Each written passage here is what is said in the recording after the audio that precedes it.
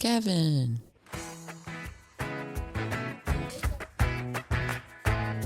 Tegan.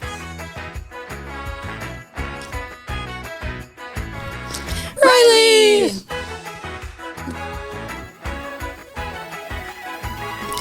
Kelly.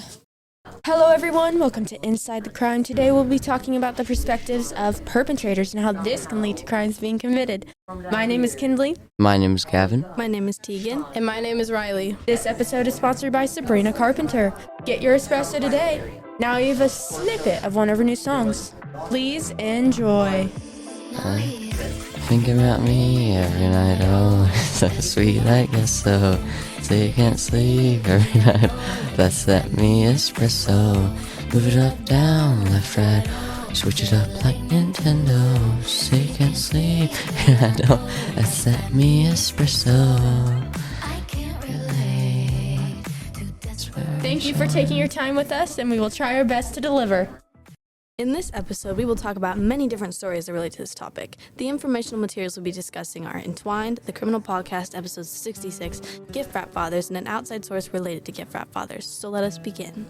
One thing that people tend to forget with crimes is that everyone has a perspective, even if that perspective isn't considered morally sound. In my opinion, this can lead to a very heavy bias to one side, so it's very important to factor in as much information as possible.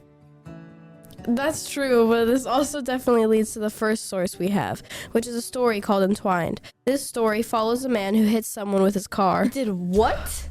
This story is fictional, but this does show us a perspective that the perpetrator may have. In this story, you later find out that the man who was on the road was pushed onto it. The group of people on the side of the road were a family, and the man who committed the crime, named Chris, actually did it to his father. This is in reality a major crime, but it makes much more sense once you realize why he actually did it. Why would he? From the passage, we are not told everything, but we are shown a lot of his perspective. In Entwined, we later find out that his father, the man who he had killed, was actually a serial killer. What? I can take over from here. Yes, his father turns out to be a serial killer. This makes him think there's no way to stop his horrific acts unless he kills him before his father can attempt them. In this story, the sister of Chris, Daria, states that he kept coming back to one theme. Was it ever justified to kill someone? And stupid stuff about, would you go back in time to kill Hitler? Would I kill my husband to protect my children? This is in paragraph 128 of the passage. This really shows how much this affects him and how he truly believed he was doing this for good, although he had a little bit of doubt.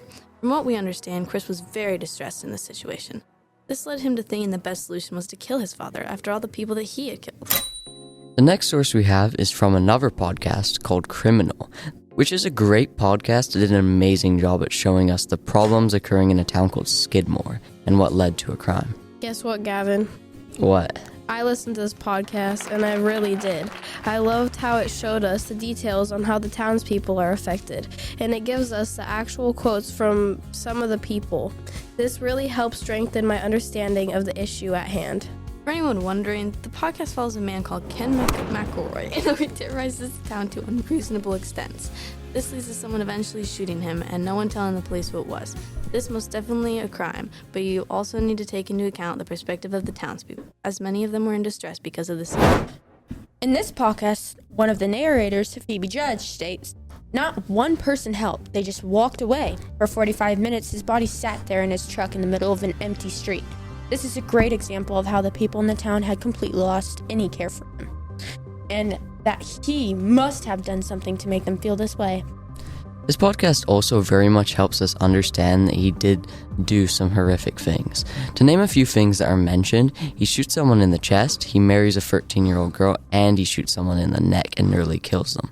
I do believe this is overall good information, and it really helps us see these perspectives. But there's also another source that we can deep dive into. This is a poem called Gift Wrap Fathers.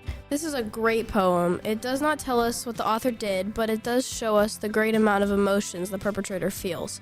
The crime in the story has left pretty vague at some points, but the father explains in a second-person perspective how this has affected him and that he is not just a convict. It's not explained in his poem how the father had a rough childhood, but we do have an outside source from PEN America that gives us an inside look at the father, who is also the author of the poem.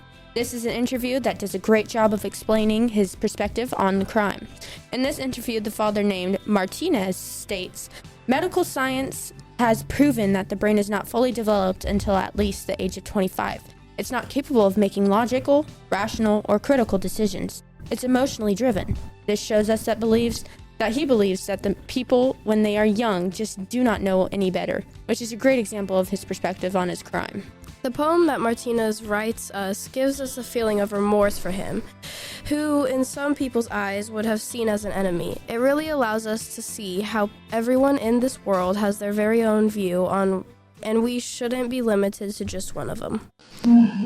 It really is great being able to understand how someone feels, whether you agree or disagree with their actions. Although it is also good to know what crime is committed before you make your stance. The writer of an article from PBS News, Corinne Segal, also tells us that Martinez was sentenced to life in prison in 2003 on convictions of second-degree murder and 2 counts of attempted armed robbery. This information helps us keep in mind that he did in fact commit murder, so his perspective is still weighed against him. I agree with this, and I think that it has been a great time, and it has really gotten our point across. This has actually done a lot to show everyone has a perspective, allowing us to understand the perspective of the perpetrator, although it can seem strange at times. Well, I really think that's about it. Thank you for listening to Inside the Crime, and thank you for our sponsor, Sabrina Carpenter, for helping us make this. I'm Kinley, I'm Tegan. I'm Gavin. I'm Riley. and this has been Inside the Crime. Thank you for listening.